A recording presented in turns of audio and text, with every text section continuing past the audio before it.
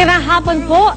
Dalawang makasaysayang okasyon ang inaabangan natin ngayon. Ang twin canonization ni Blessed Popes John Paul II at John the 23rd bukas at ang kauna-unahang pagbisita ni US President Barack Obama sa Pilipinas sa Lunes.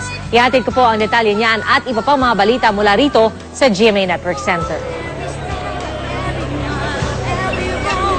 Narito naman po ako sa mismong Vatican kung saan dito nga po sa likuran ko ang St. Peter's Basilica.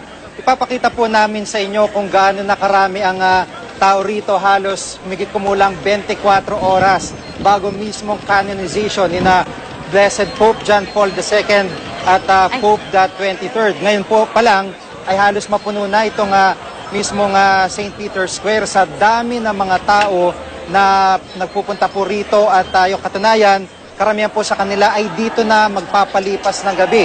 Ngayong oras na ito ay mga alas 9, alas 10 pa lang ng umaga dito, pero dito na ho sila matutulog. Wala na itong uwian para sa kanila at inaasahan na gaya po nung ating nakikita sa ibang mga okasyon dyan sa Pilipinas, gaya ng pagdiriwang ng mahal na Poong Nazareno, mas matindi pa at mas maraming tao yung magpupunta rito.